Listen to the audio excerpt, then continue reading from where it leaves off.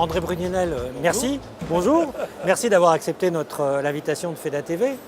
Alors, l'activité ou l'actualité, on va dire, du métier est riche en ce moment. Il se passe des choses à peu près partout.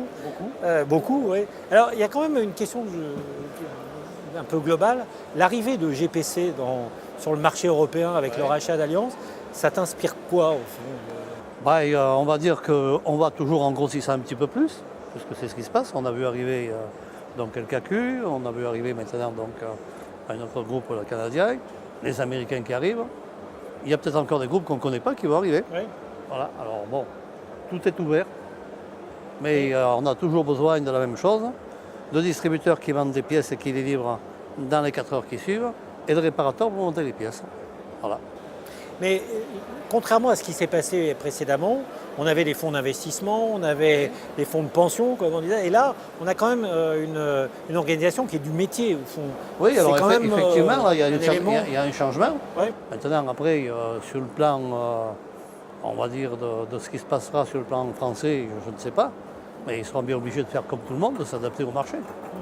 Mais je me disais, mais enfin je ne sais pas ce que tu en penses, c'est que par rapport à toutes les hypothèses possibles de fonds, de rachats multiples et variés, celle-là, elle est quand même plus rassurante globalement pour le métier, quoi. Voilà, l'avantage qu'il y a, c'est que là, on a des gens qui certainement resteront dans le métier. Alors qu'auparavant, évidemment, c'est plus des opportunités de gains ou de revenus, etc. Donc c'est peut-être plus sécurisant, d'ailleurs, même pour tout le monde, en fait. Bon. Et on verra. Qui vivra verra. Voilà. Alors, l'Agra, Autolia, on parle d'Autolia, l'Agra? On peut parler d'Autolia, on peut parler d'Agra. Parce que bon, il y a énormément d'initiatives. Moi, je suis même, je dis comme ça, mais sincèrement épaté. Agra reprend des plateformes régionales. L'entrepôt de Dessines continue d'être efficace. Donc tu as vraiment un projet qui tourne autour de la logistique. En fait, l'entrepôt de Dessines plus des plateformes régionales. On sait que de toute façon, pour l'avenir de la distribution, le gros problème qu'il y aura, c'est la mise à disposition des pièces. Donc si on n'est pas capable de mettre à la disposition des pièces au minimum dans les 4 heures qui suivent la commande, on disparaîtra.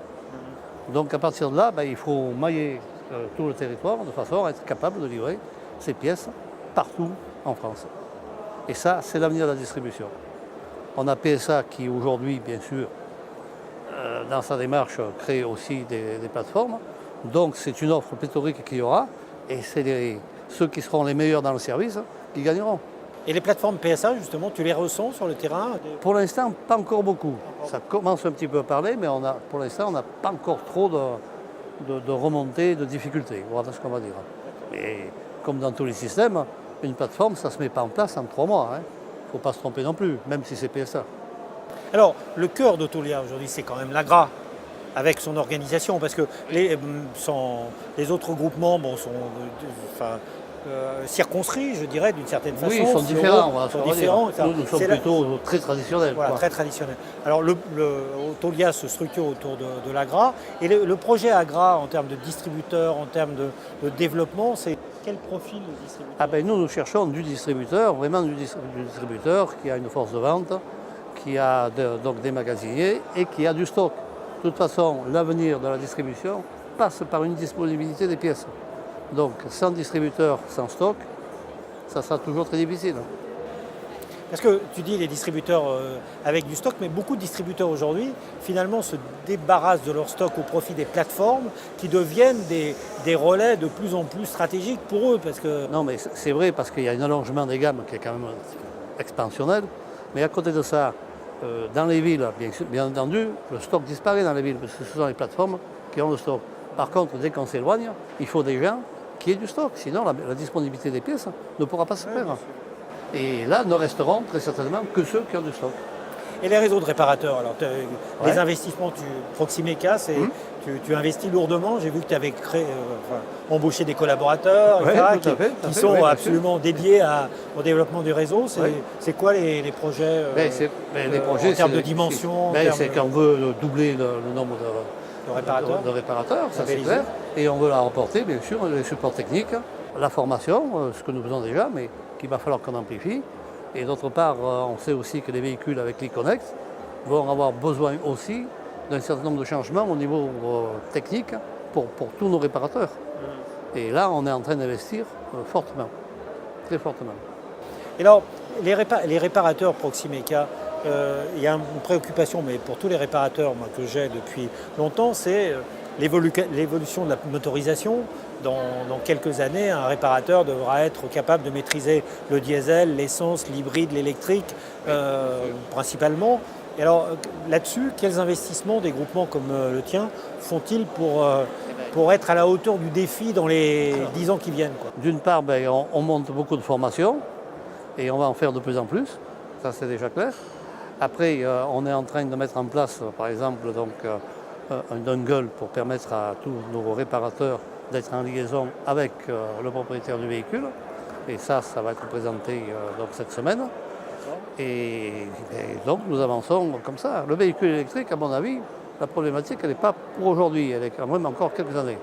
Par contre, l'hybride, c'est sûr qu'on va l'avoir très rapidement. Alors, il y avait un risque récemment identifié par la FEDA qui était sur la disparition de la prise au BD. C'est que la commissaire européenne avait quasiment acté le fait que la prise au BD. Alors là, on a mené une action assez considérable pour faire en sorte, auprès des pouvoirs publics, pour faire en sorte que la prise au BD soit remise dans la législation, parce qu'elle avait disparu pratiquement, et ça posait un problème majeur et un risque pour l'avenir de notre métier. Alors, par rapport à ça, donc, tu es membre de la FEDA, toi, comme organisation majeure, ou l'un des 3 ou 4 principales organisations françaises, le combat de la FEDA, parce qu'il faut bien en parler, tu le vois comment? C'est-à-dire que moi, je le cautionne très fortement. De toute façon, nous avons obligatoirement besoin d'un organisme qui nous représente au niveau des pouvoirs publics. Il est tout à fait clair que nous ne pouvons pas nous passer d'un organisme qui nous représente tous et qui nous défende et au niveau donc, des pouvoirs publics, comme au niveau de l'Europe, etc., que ce soit l'application des règles, des nouvelles règles, etc. Et si on n'a pas un organisme comme ça, les choses se feront sans nous. Et ça, c'est très dangereux pour l'avenir. Et alors, comment tes distributeurs, eux, voient-ils ce type de relations syndicats professionnels, etc. Et le problème, c'est qu'ils le voient de très loin. Voilà. Malheureusement, c'est ça le problème. C'est que, comme toujours, ce qu'on voit, c'est son problème personnel et immédiat. Et bien souvent, on ne regarde pas trop les problèmes qui sont un peu plus éloignés ou les problèmes généraux. Ça, c'est le problème qu'on a dans la corporation. Et pour revenir sur la GRA, alors, et pour conclure notre entretien, en fait, c'est les 2-3 grosses annonces ou innovations que la GRA propose là, dans les mois à venir. Donc, c'est le dongle de connexion donc, pour tous nos adhérents et pour tout notre réseau. Et d'autre part, c'est la mise à disposition d'une plateforme supplémentaire en Bretagne qui s'appelle CREA. Et donc la plateforme de Paris qui est installée maintenant et qui fonctionne. Et tout étant connecté pour offrir le meilleur service à tous nos adhérents dans toute la France. André Prunedel, merci. Allez. Et bonne chance.